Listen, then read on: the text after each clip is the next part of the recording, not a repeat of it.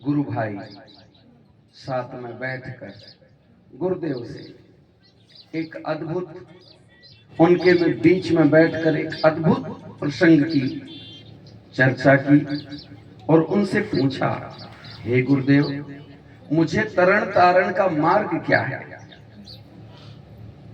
जिससे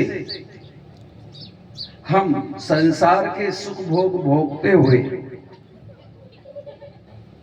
मनुष्य तन का सदुपयोग कर सके और अंत समय हम तर सके।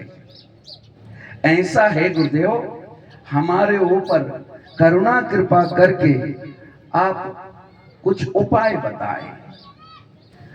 तो भगवान वशिष्ठ कहते हैं, हे राम, वैसे तो तुम भगवान नारायण के अवतार हो,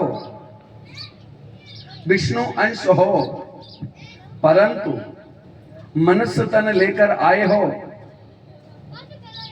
तो मार्ग पूछते हो।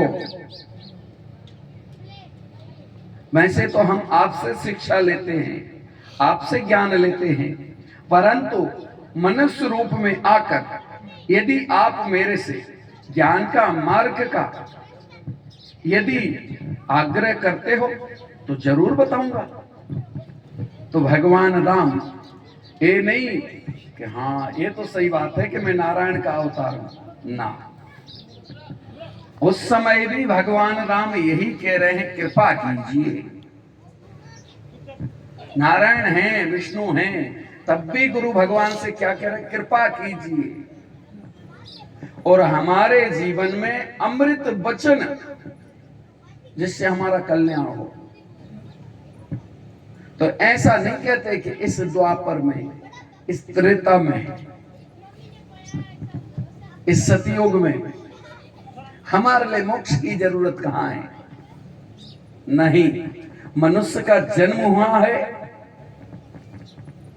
तो उसको मोक्ष की भी जरूरत है, मुक्ति की भी जरूरत है, सद्गुरु की भी जरूरत है, कल्याण की जरूरत है उसको।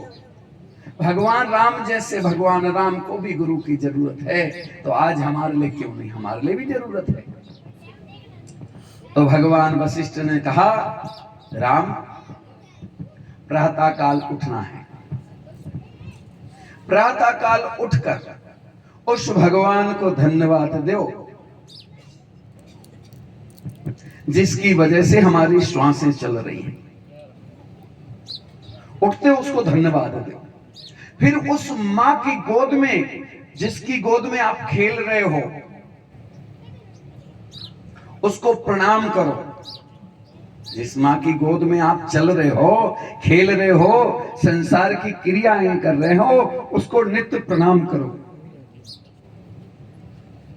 फिर जो हमारी जन्मदात्री मां है, उसको, माता पिता को नित्य प्रणाम करो। बोले इनको प्रणाम करना है, करते हैं, मगर यदि ना करे तो बोले जब तक हम, जिस ब्रह्मा ने, जिस विष्णु ने, जिस महेश ने आपके अंदर तीनों निवास करा है जिन्होंने, यदि उनको प्रणाम नहीं करोगे तो किसको करोगे, किसको प्रणाम करोगे। जो इस पंचभूतों में खून,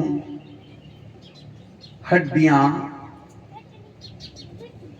नसें, नाड़ियां, मल मूत्र, ये सब समाहित है, एकत्रित होकर